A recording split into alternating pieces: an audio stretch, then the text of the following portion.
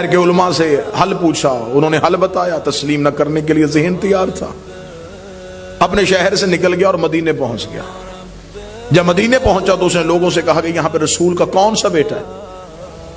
انہوں نے کہا رسول کا ایک بیٹا ہے، نام ان کا جعفر، لقب ان کا صادق ہے۔ انہوں نے کہا میں ان سے ملنا چاہتا ہوں، اس سے میں نے اس مسئلے کا حل پوچھنا ہے۔ اب حجت تک پہنچنے کا رستہ بتانے لگا کہ کیا توکل کیا چاہیے، اعتماد کیا چاہیے۔ اسے کہا میں امام سے ملنا چاہتا ہوں اور پوچھنا چاہ رہا ہوں کہ میرے اس مسئلے کا حل کیا ہے۔ وہاں کے رہنے والے لوگوں نے کہا کہ کیا تو آسان سمجھتا ہے امام سے ملنا؟ حکومت نے پابندی لگائی ہوئی ہے، امام سے ملاقات کا تصور بھی نہیں، امام کو گھر میں نظر بند کیا ہوا ہے، گلی میں مخبروں نے گھر لیے ہوئے ہیں، فوجیوں کے پہرے ہیں، سپاہیوں کا ہجوم ہے، تو امام تک نہیں پہنچ سکتا، یہیں سے واپس چلا جا۔ اور اگر کوئی دینی مسئلے کے بارے میں جواب لینا ہے تو یہاں پہ بہت سے ایسے لوگ ہیں جو دین کے بارے میں جانتے ہیں۔ اس نے کہا نہیں، جب وارث دین موجود ہے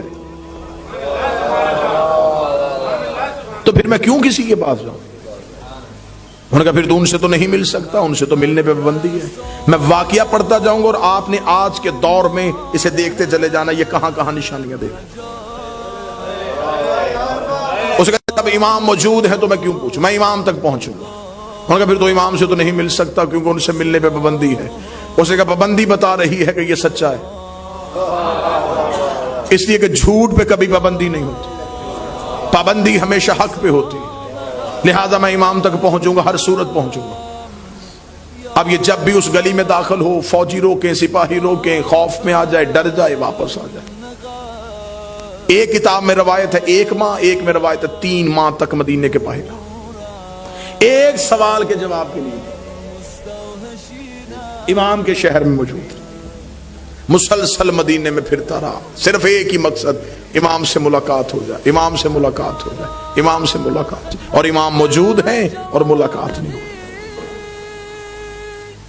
تھک گیا، مدینے کے باہر بیٹھا تھا اور یوں شہر کی طرف دیکھ رہا تھا اور اپنے روح کے اندر سے باتیں کر رہا تھا کہ میری کون سی غلطی ہے، موجود بھی ہیں آپ، اور مجھے یہ بھی خبر ہے کہ آپ کو بھی پتا ہے کہ میں آیا ہوں، آپ جانتے بھی ہیں کہ میں آپ کے شہر میں ہوں، پھر آپ مل کیوں نہیں رہے؟ ابھی یہ باتیں کر رہا تھا، یہ قریب سے سبزی فروش گزرا، اس نے سبزی فروش کو روکا، کہاں جا رہا ہے تو؟ اسے کہا مدینہ آبادی میں۔ کیا کرتا ہے؟ اسے کہا سبزی بیچتا ہوں۔ کبھی محلہ بنی ہاشم میں بھی گیا ہے؟ اسے کہا روزانہ جاتا ہوں۔ تجھے کوئی نہیں روکتا؟ اسے کہا مجھے کس نے روکنا ہے، میں سبزی فروش ہوں، میں تو اپنے کاروبار کی غرض سے آتا ہوں۔ وہ جو فوجی اور سپاہی کھڑے وہ تجھے کچھ نہیں کہتے؟ اسے کہا انہیں خبر ہے کہ میرا امام سے کوئی سروکار نہیں۔ اسے کہا رک، یہیں پہ رک، سبزی بیچے گا؟ میں لباس بھی خریدنا چاہتا ہوں۔ اپنا لباس اسے دیا، اس کا لباس خود پہنا، سبزی کا ٹوکرا سر پہ رکھا، سبزی فروش بن کے مدینے کی طرف چلا۔ کتنا اچھا تھا مولا کا محب، مولا کی محبت میں سبزی فروش بن گیا، ضمیر فروش نہیں بنا۔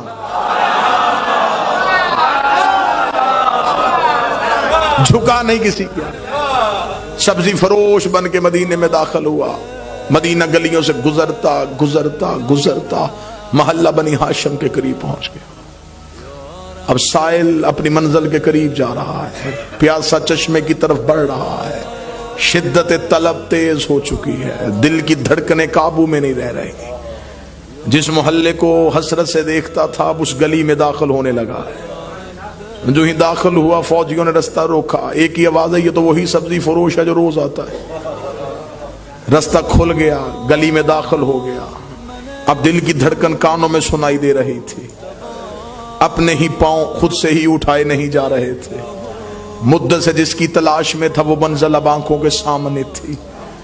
امام کے گھر کی طرف بڑھتا چلا جا رہا تھا، یا پھر آگے سپاہیوں نے روکا، پھر رستہ ملا، پھر آگے چلا گیا۔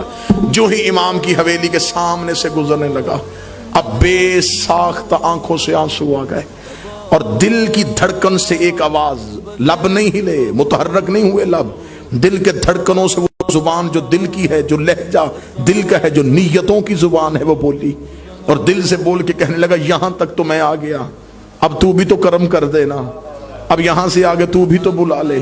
ابھی امام کی حویلی کے بالکل دروازے سے گزر رہا تھا اور حسرت سے اس در کو دیکھ رہا تھا. ذہن میں خیال تھا اسی کے اندر بیٹھا ہے وہ میرا مولا, یہی بیٹھا وہ میرا وارث, جس کو ملنے کے لیے, جس کو دیکھنے کے لیے آیا ہوں. اب جو ہی قدم آگے بڑھنے لگا یا امام کی حویلی کا دروازہ کھلا, باہر آ کے امام کے نوکر نے آواز دی, دے کے لینی.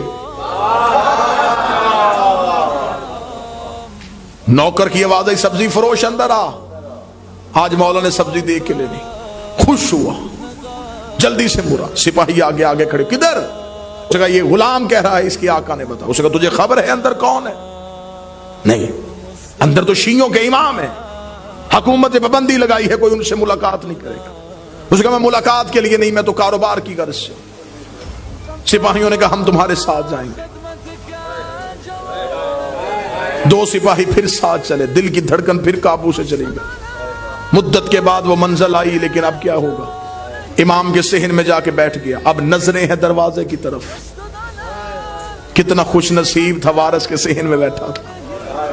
نظریں اس پردے پہ تھی جس کے پردے کے پیچھے وہ حسن انبیاء کا وارث بیٹھا ہوا تھا. یوں دروازے کی طرف حسرت سے دیکھ رہا تھا اور اپنے دل میں کہہ رہا تھا چل کچھ پوچھ نہیں سکتا سپاہیوں کی وجہ سے, دیکھ تو لوں گا, زیارت تو ہو جائے گی. آج یہ تو دیکھوں گا کہ محمد کیسے تھے, آج یہ تو پتہ چل جائے گا کہ علی کیسے تھے, حسن حسن کیسا تھا, کریمی حسین کیسی تھی. دروازے کی طرف حسرت کی نگاہ سے دیکھ رہا تھا, یا پردہ اٹھا. امام کا پہلا قدم صحن میں آیا, سر پہ رسول والا امامہ, جسم پہ امیر المومنین کی ابا, ماتھے پہ سجدے کا نشان. حسن یوسف کو شرماتے ہوئے امام کے قدم بڑھے. امام اس سبزی کے ٹوکرے کے قریب بیٹھے. یہ امام کو ایسے دیکھ رہا تھا جیسے مصر کی عورتوں نے یوسف کو دیکھا تھا. یہ امام کے چہرے پہ اتنا متوجہ تھا کہ نظریں امام کے چہرے سے ہٹ نہ رہی تھی. امام اس کے قریب بیٹھے, ٹوکری سے کپڑے کو ہٹایا. امام نے سبزی چننی شروع کر لی. امام کی نظریں جھکی ہیں. اس کے ذہن میں آیا کہ میں تو سوال پوچھنے آیا, یہ تو واقعتاً سبزی لے رہے ہیں. اس نے اپنا چہرہ رخ امامت کے قریب کیا کہ آہستگی سے امام سے سوال پوچھوں. جو ہی اس کا چہرہ امام کے قریب گیا, امام نے جھکی ہوئی نظروں سے کہا تیری طلاق نہیں ہوئی.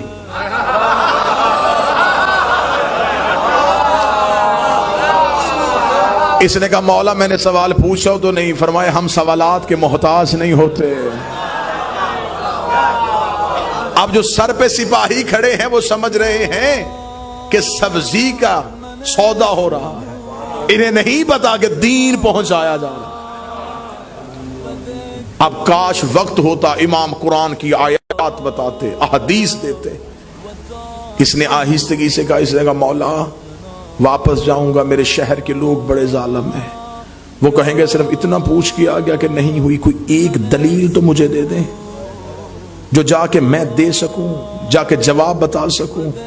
امام نے کہا انہیں جا کے بتا دینا تو نے طلاق غصے میں دی ہے, غصہ حرام ہوتا ہے اور حرام حالت میں حلال کام نہیں ہو سکتا. آیا ہائے ہائے, حرام حالت میں حلال کام نہیں ہو سکتا. اتنے مختصر وقت میں اتنی بہترین دلیل. امام نے دلیل اس کے حوالے کی. اب وہ اپنے جذبات پہ قابو نہ رکھ سکا, چیخ مار کے اٹھا. سپاہیوں نے بازوؤں سے تھاما, تھام کے کہنے لگا مولا اب مجھے کوئی زندگی سے محبت نہیں ہے, اب مجھے موت کا کوئی ڈر نہیں ہے. میرے جسم کا لہو تیرے قدموں میں بھی چلا جائے, اس سے بڑا عزاز کوئی نہیں ہے کہ میرے جسم کا لہو تیری محبت میں تیرے قدموں میں آ گیا.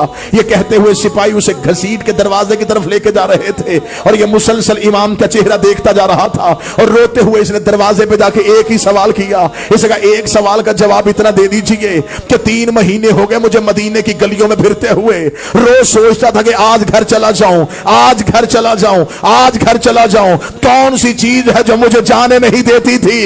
امام اٹھ کے کھڑے. امام نے کہا ایک دن بھی تیری ماں نے تیری امانت میں خیانت کی ہوتی تو کبھی بھی میرے دروازے پہ آ ہی نہیں سکتا.